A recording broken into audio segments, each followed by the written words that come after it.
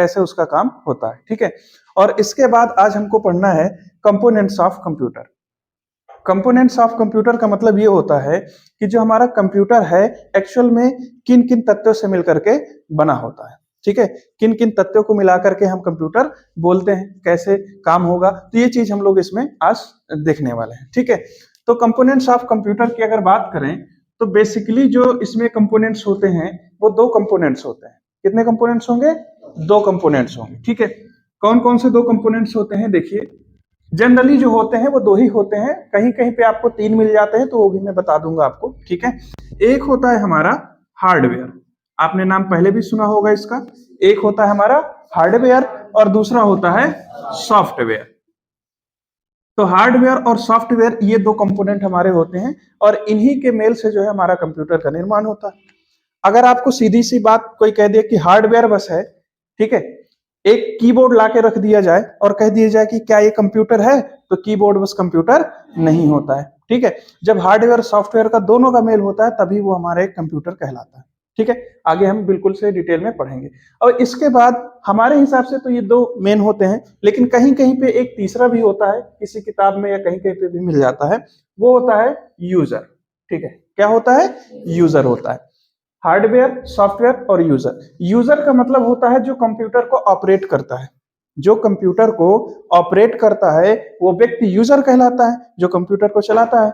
तो उनका कहने का मतलब ये होता है कि हार्डवेयर और सॉफ्टवेयर तो होता ही, लेकिन यूजर भी होना चाहिए।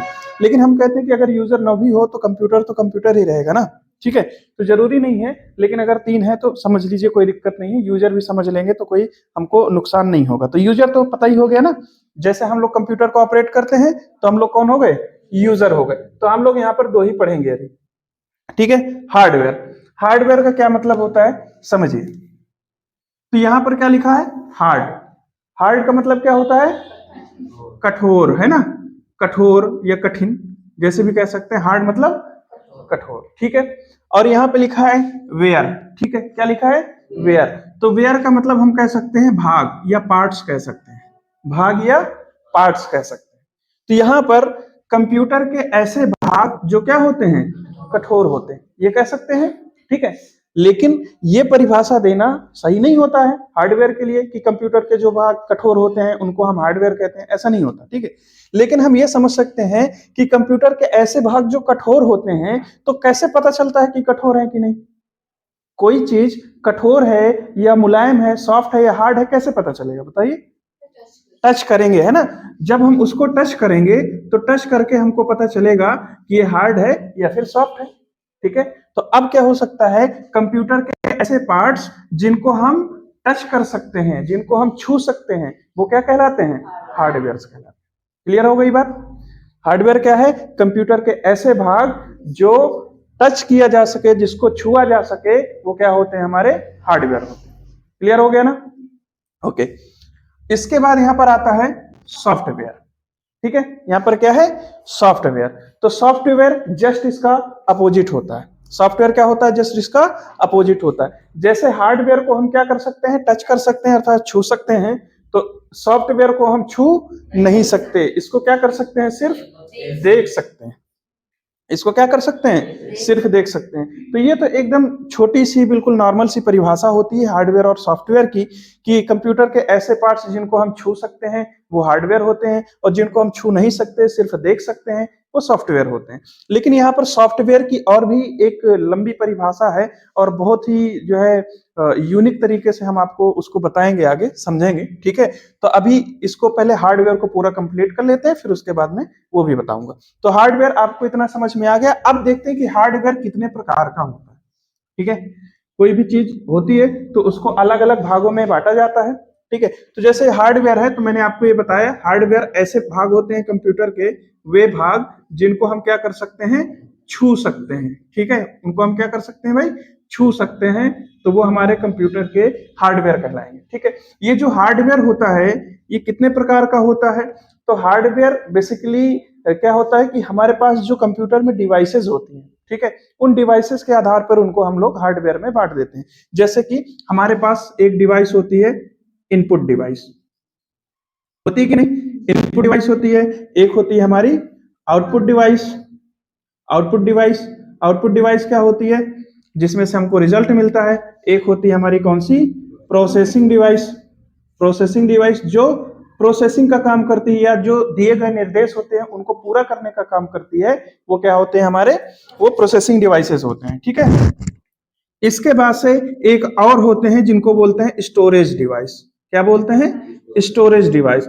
स्टोरेज डिवाइस क्या है, जैसे कि आपने पिछली वाली क्लास में पढ़ा था, मेमोरी यूनिट पढ़े थे कि नहीं, मेमोरी यूनिट। तो वो क्या करते हैं, डेटा को इकट्ठा करके रखने का काम करते हैं। स्टोर मतलब इकट्ठा करना, ठीक है, एक जगह पे इकट्ठा करना, उसको स्टोर करके रखते हैं, तो उसको स्टोरेज डिवाइस बोलते हैं। तो इसी तरह से ये जो हमारा हार्डवेयर होता है इन चार भागों में बांटा जाता है। ठीक है, जैसे कि इनपुट डिवाइस हार्डवेयर। कौन सा हार्डवेयर, इनपुट डिवाइस वाला हार्डवेयर। इसके अंदर क्या क्या आएंगे, ऐसी जितनी भी डिवाइस होंगी जिनके माध्यम से हम इनपुट देते हैं, कंप्यूटर में डेटा को भेजते हैं, और अगर वो डिवाइस हमारी हार्डवेयर है तो फिर वो कौन सा कहलाएगा, इनपुट डिवाइस वाला हार्डवेयर। जैसे उदाहरण के लिए यहां पर हम बात करें, जैसे कि हमारा कीबोर्ड है, हमारा कीबोर्ड, तो कीबोर्ड के माध्यम से हम डेटा इनपुट करते हैं कि नहीं करते हैं, तो ये हमारा इनपुट डिवाइस है। और कीबोर्ड को हम छू भी सकते हैं, इसका मतलब ये हार्डवेयर भी है। तो ये कौन सा हार्डवेयर हो गया, इनपुट डिवाइस वाला हार्डवेयर हो गया। ठीक है, तो कीबोर्ड हो गया। इसी तरीके से माउस है, तो माउस भी हमारा क्या है, माउस को भी हम छू सकते हैं। ठीक है, और ये भी सिग्नल्स को भेजने का काम करता है, तो ये भी हमारा क्या हो जाएगा, इनपुट डिवाइस वाला हार्डवेयर हो जाएगा। इसी तरीके से फिर नेक्स्ट आता है हमारा आउटपुट डिवाइस वाला हार्डवेयर। ठीक है, आउटपुट डिवाइस का हार्डवेयर, तो आउटपुट डिवाइस में हार्डवेयर कौन सा हो जाएगा, ऐसी जितनी भी डिवाइसेस होंगी जिनका काम है रिजल्ट दिखाना या आउटपुट दिखाना, जिनका काम है, वो सारी की सारी डिवाइसेस हमारी क्या कहलाएंगी, आउटपुट वाली हार्डवेयर कहलाएंगी। ठीक है, जैसे कि आप देख सकते हैं यहाँ पर एक होता है मॉनिटर। मॉनिटर तो पता ही होगा, जो स्क्रीन आपके सामने रखी, ठीक है, टीवी जैसे स्क्रीन रखी रहती ना, वो, तो उसमें आपको रिजल्ट दिखता है, आप उसको छू सकते हैं कि नहीं, स्क्रीन को छू सकते हैं कि नहीं, बिल्कुल छूते हैं, तो वो क्या हो गया आपका, ठीक है, आउटपुट डिवाइस हार्डवेयर। क्लियर हो गई बात। अब जैसे एक होता है आपका प्रिंटर, तो प्रिंटर से भी हमको आउटपुट मिलता है कि नहीं मिलता, कागज में प्रिंट होकर मिलता है, प्रिंटर को हम छू सकते हैं कि नहीं, छू सकते हैं, तो वो भी हार्डवेयर हो गया, तो वो कौन सा हो गया, आउटपुट डिवाइस वाला हार्डवेयर हो गया। क्लियर हो गया। अब इसके बाद देखिए यहां पर है प्रोसेसिंग डिवाइस वाला हार्डवेयर। ठीक है, तो प्रोसेसिंग डिवाइस हार्डवेयर क्या हो गया, मतलब ऐसी जितनी भी डिवाइस होंगी जो प्रोसेसिंग करने का काम करती हैं, और अगर हम उनको छू सकते हैं तो वो क्या हो गया, प्रोसेसिंग डिवाइस हार्डवेयर। जैसे कि मैं आपको पहले भी बता चुका हूं, एक सीपीयू होता है, सीपीयू को छू सकते हैं कि नहीं, बिल्कुल छू सकते हैं, हार्डवेयर होता है तो छू ही सकेंगे। ठीक है, और इसके साथ ही आपका मदरबोर्ड हो गया, तो मदरबोर्ड जो होता है वो कंप्यूटर के अंदर एक सर्किट बोर्ड होता है, ठीक है, एक प्लेट होती है बड़ी सी, ठीक है, उसी के अंदर सारे पार्ट्स लगे होते हैं, उसको भी हम छू सकते हैं। ठीक है, तो मदरबोर्ड और सीपीयू ये दोनों कौन से हो गए, प्रोसेसिंग डिवाइस वाले हार्डवेयर हो गए। अब स्टोरेज डिवाइस के हार्डवेयर की बात कर लें अगर, तो ऐसी डिवाइस जिनमें हम डेटा को स्टोर करते हैं। ठीक है, जैसे कंप्यूटर में आपका यूज होता है हार्ड डिस्क का, ठीक है, किसका यूज करते हैं, हार्ड डिस्क का। तो हार्ड डिस्क में डेटा को स्टोर करके हम रख देते हैं, जैसे कंप्यूटर में डेटा हम सेव कर देते हैं और जब भी जरूरत होती है उसको देख लेते हैं, तो वो हमारा क्या होता है, हार्ड डिस्क में डेटा सेव होता है। ठीक है, इसी तरीके से कंप्यूटर में आपने रैम का नाम सुना होगा, ठीक है, सुने कि नहीं, रोम का नाम सुना होगा, तो रैम भी एक मेमोरी होती है, इतनी बड़ी सी मेमोरी होती है कंप्यूटर के अंदर लगी होती है। ठीक है, उसको भी हम छू सकते हैं, तो वो कौन सी हो गई, हमारी स्टोरेज डिवाइस वाले हार्डवेयर हो गए। तो इस तरीके से हम कह सकते हैं कि हार्डवेयर को हम इन चार भागों में बांट सकते हैं। ठीक है, input device hardware, output device hardware, processing device और स्टोरेज वाले। तो ये हमारा किसका कॉन्सेप्ट है, हार्डवेयर का कॉन्सेप्ट। क्लियर है इतना, ठीक है, इतना आप लोग नोट कर लीजिए, फिर उसके आगे और बताओ। तो हार्डवेयर का कॉन्सेप्ट तो हम लोगों ने समझ लिया। ठीक है, हार्डवेयर क्या होता है अच्छे से पढ़ लिए, कितने प्रकार का होता है ये भी समझ लिए।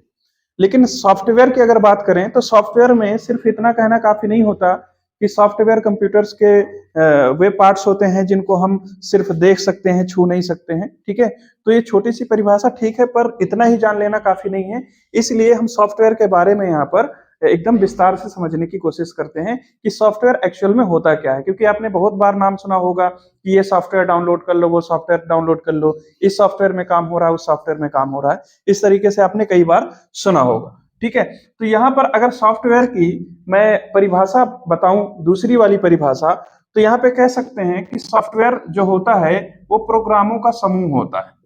क्या होता है, प्रोग्रामों का समूह होता है। यहां पे लिख दिया ग्रुप ऑफ प्रोग्राम्स, ठीक है, ग्रुप ऑफ प्रोग्राम्स। जो सॉफ्टवेयर होता है वो क्या होता है, ग्रुप ऑफ प्रोग्राम्स। काफी सारे प्रोग्रामों का जो एक समूह होता है उसको हम क्या कहते हैं, सॉफ्टवेयर कहते हैं, ठीक है। फिर एक समस्या और आ जाएगी कि भाई चलिए ठीक है, ये तो मान लिया कि सॉफ्टवेयर क्या है, तो सॉफ्टवेयर प्रोग्रामों के समूह को सॉफ्टवेयर कहते हैं। हिंदी में भी लिखे देता हूं यहाँ पर, ठीक है, हिंदी में भी लिखे देता हूं, प्रोग्रामों के समूह, ठीक है, प्रोग्रामों के समूह को क्या कहते हैं, सॉफ्टवेयर कहते हैं, ठीक है। अब बात आती है कि सर सॉफ्टवेयर तो समझ में आ गया कि प्रोग्रामों के समूह को कहते हैं, लेकिन ये प्रोग्राम क्या है, इस प्रोग्राम को क्या कहते हैं, प्रोग्राम कहां से आया, ठीक है। तो अब यहाँ पर समझिए, यहाँ पे हमने क्या कहा कि प्रोग्रामों के समूह को हम सॉफ्टवेयर कहते हैं, तो प्रोग्राम किसको कहते हैं, प्रोग्राम हम कहते हैं किसको, तो हमने क्या देखा, हमने देखा कि सॉफ्टवेयर क्या होता है, प्रोग्रामों के समूह को हम क्या कहते हैं, सॉफ्टवेयर कहते हैं, ठीक है। अब कह दें कि भाई प्रोग्राम क्या है, तो ग्रुप ऑफ इंस्ट्रक्शंस, यानी कि निर्देशों के समूह को क्या कहा जाता है, प्रोग्राम कहा जाता है। किसको, निर्देशों के समूह को प्रोग्राम कहा जाता है। जब कई सारे निर्देश हमारे एक साथ हो जाएं तो उनको क्या कहते हैं, प्रोग्राम कहते हैं। अभी इसको हम बिल्कुल उदाहरण से समझेंगे बढ़िया तरीके से, कोई दिक्कत नहीं है, ठीक है। तो हमने बता दिया आपको कि जब कई सारे निर्देश हमारे एक साथ बनते हैं तो एक प्रोग्राम बनता है, और जब कई सारे प्रोग्राम एक साथ हो जाते हैं तो क्या बन जाता है, एक सॉफ्टवेयर बन जाता है। तो फिर कहेंगे कि सर चलिए ठीक है, ये भी समझ में आ गया कि सॉफ्टवेयर जो है वो प्रोग्रामों का समूह है, प्रोग्राम इंस्ट्रक्शंस का समूह है, निर्देशों का समूह है। तो भाई ये निर्देश क्या है, ये निर्देश है क्या, इनको क्या बोलते हैं। तो अगर आप कोई भी स्टेटमेंट बोलते हैं, ठीक है, कोई भी स्टेटमेंट आप जो सिंगल लाइन में लिख देते हैं, कोई भी स्टेटमेंट, उसको क्या कहते हैं, निर्देश कहते हैं। जैसे कि हमने कहा कि ए के अंदर 5 रख दो, क्या कर दो, ए के अंदर 5 रख दो, एक कोई जगह है वहां पर 5 रख दो, ये हमने एक निर्देश दिया कि नहीं, दिया कि नहीं, एक स्टेटमेंट बोला तो ये क्या हो गया, निर्देश हो गया। हमने कहा खड़े हो जाइए, तो ये हमने एक स्टेटमेंट कहा, एक कथन कहा। तो जो भी हम कथन कहते हैं, जो भी कथन बोले जाते हैं, वो कथन हमारे क्या कहलाते हैं, निर्देश कहलाते हैं, ठीक है। तो अब यहां से क्या समझ में आया कि कथन हमारे, जो भी हम बातें बोलते हैं वो हमारे कथन होते हैं। जो भी एक लाइन में स्टेटमेंट कहा जाता है, जब कई सारे स्टेटमेंट एक साथ हो जाते हैं तो निर्देशों का समूह निर्देश बन जाता है। क्या बन जाता है, निर्देश। और जब कई सारे निर्देश एक साथ मिलेंगे तो क्या बन जाएगा, प्रोग्राम बन जाएगा। जब कई सारे प्रोग्राम एक साथ बनेंगे तो क्या बन जाएगा, सॉफ्टवेयर बन जाएगा। समझ रहे हैं ना बात को। अगर इसको छोटे से बड़े की ओर लिखें तो कुछ इस तरीके से होगा कि हमारे पहले क्या होते हैं, स्टेटमेंट होता है।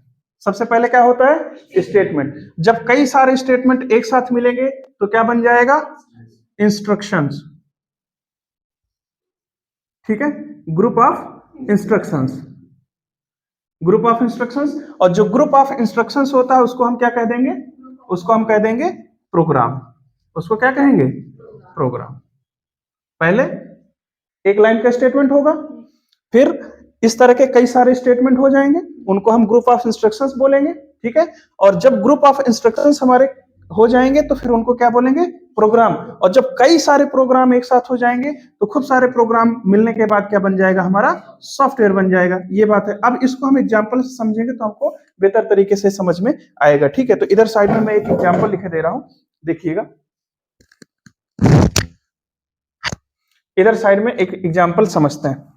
सब लोगों ने कैलकुलेटर देखा होगा, सब लोगों ने देखा ना कैलकुलेटर।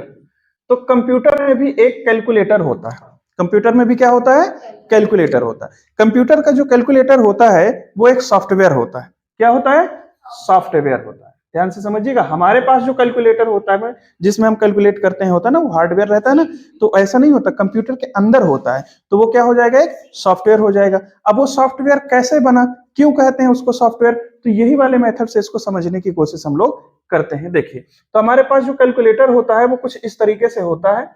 यहाँ पे मैं बना रहा हूं थोड़ा सा, तो इस तरीके से होता है। यहाँ पर उसके जो नंबर होते हैं इस तरह से, नंबर्स 7 8 9, यहाँ पे मान लो 0 है, ठीक है। यहाँ पे प्लस माइनस डिवाइड मल्टीप्लाई, इस तरह से इक्वल, ये सब बटने होती है, इस तरह से होती कि नहीं। और आप जैसे ही मान लीजिए यहाँ पर लिखते हैं 1 + 2, तो यहाँ पे कितना आंसर मिल जाता है आपको, 3। ऐसे ही होता है कैलकुलेटर, ठीक है। तो ये जो कैलकुलेटर हमारा कंप्यूटर के अंदर दिखेगा, इसको हम छू तो सकते नहीं है, तो ये हमारा सॉफ्टवेयर हो गया। तो ये कैसे सॉफ्टवेयर काम करता है, कैसे वो हम देखते हैं, ठीक है। जैसे मान लीजिए कि यहाँ पर प्लस वाली बटन है, जैसे आप देख सकते हैं यहाँ पर कौन सी बटन है, ये प्लस वाली बटन है। तो अगर मैं 1 + 5 दबाऊं तो इसका आंसर कितना मिलेगा? 6 मिलेगा कि नहीं मिलेगा? पक्का? अच्छा ये बताइए, अगर ये प्लस को यहां से हटा दिया जाए, ठीक है, जैसे आपके पास कैलकुलेटर होता है, आपने देखा होगा, उसमें प्लस लिखा है बटन में, उस बटन से अगर प्लस को हटा करके यहाँ पे भाग कर दिया जाए, क्या कर दिया जाए? भाग। ध्यान से समझिएगा, हमारे पास एक कैलकुलेटर है, उसमें जहां पे प्लस लिखा है बटन से प्लस को मिटा के वहां पे भाग लिख दिए, ठीक है। और अब मैंने लिखा 2 और ये वाली बटन दबाई यहाँ पे बीच में और फिर लिखा 3, तो क्या आंसर आएगा इसका? है? कितना आंसर आएगा भाई? 5। कितना आंसर आएगा? 5। क्यों आएगा 5? क्योंकि यहां पर जो था वो प्लस था, यहाँ पे क्या था? प्लस। भाई साहब, आप मान लीजिए कि आपके पास कोई कंपनी का जो मोबाइल है, ठीक है, तो अब उसके कंपनी का नाम मिटा के आप दूसरी कंपनी का लिख दो, तो क्या वो दूसरी कंपनी का हो जाएगा? वो रहेगा तो उसी कंपनी का ना। तो कहने का मतलब कि यहाँ पे जो बटन में प्लस माइनस ऊपर लिखा है, ये सिर्फ हमारे समझने के लिए होता है, उससे कोई लेना देना नहीं कि उसमें प्लस होगा कि माइनस होगा। आप उसमें कुछ भी लिख दीजिए, जो सारी की सारी कहानी होती है वो इसके पीछे होती है। इस बटन के अंदर जो प्रोग्रामिंग की जाती है उसमें सारी कहानी होती है, ठीक है। तो क्या होती है कहानी, समझिए बात को। जैसे अब हम यहाँ पर प्लस की बात करें कि जब हम कैलकुलेटर में प्लस बटन दबाते हैं तो इसके पीछे क्या कहानी होती है, ठीक है। तो जैसे मान लो कि आपको एक चीज मैंने बताया, कंप्यूटर में हम कोई काम करते हैं तो वहां पे मेमोरी होती है और सारा काम हमारा मेमोरी में होता है, बताए थे कि नहीं? तो मान लो ये हमारी क्या है? मेमोरी है। कोई दिक्कत? हमारी मेमोरी है, इसको हम अलग अलग भागों में बांट दिए हैं, इसका नाम ए है, इसका नाम बी है और इसका नाम सी है। ये 3 भागों में हमने अपनी मेमोरी का बांट रखा है, इसमें कोई प्रॉब्लम नहीं होगी आपको, ठीक है। और इसके बाद हमको जो है एक इसके लिए कोड लिखना है कि अगर कोई व्यक्ति प्लस वाली बटन दबाता है तो दोनों को जोड़ना है, ठीक है। क्या करना है? दोनों को जोड़ना है। तो यहाँ पे हमने एक बात कही, एक स्टेटमेंट हमने लिखा, हमने कहा कि पहले यूजर कोई एक बटन दबाएगा, कोई नंबर दबाएगा कि नहीं दबाएगा जोड़ने के लिए, तो जो भी वो नंबर दबाए उसको कहां पे रख दो? ए के अंदर। तो मान लिया पहले उसने दबाया 5, क्या दबाया? 5, तो हमने कहा कि इस 5 को कहां पे रखना है आपको?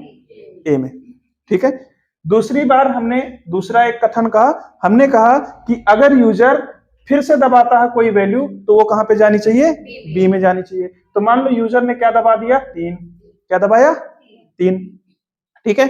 इसके बाद हमने तीसरे नंबर में कहा कि अगर वो ये वाली बटन को दबाता है, ध्यान से समझिएगा, अगर ये वाली बटन दबाता है तो क्या करना चाहिए?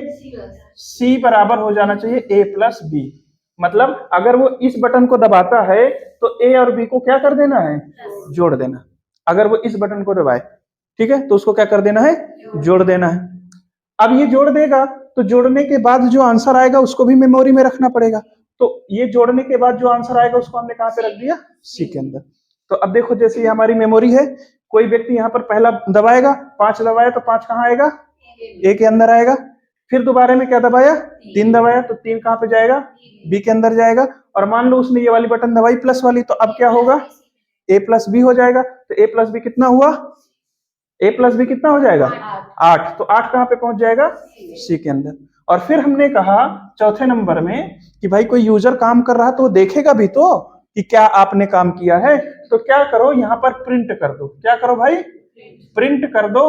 किसकी वैल्यू? सी की वैल्यू। सी में जो कुछ भी है वो प्रिंट कर दो। तो उसके स्क्रीन में अब क्या दिखेगा बताइए? 8 दिखेगा। स्क्रीन में क्या दिखेगा? 8। क्यों? यहाँ पे प्रिंट कर दिया। इतना समझ में आया कि नहीं? तो अब इसी तरीके से जैसे प्लस में हमने इतनी सारी चीजें कही, माइनस में भी ऐसी सारी चीजें कही होंगी। वहां पे हमने कहा होगा कि घटा दो, इसी तरह से गुणे में कहा होगा कि गुणा कर दो, बोला होगा कि नहीं?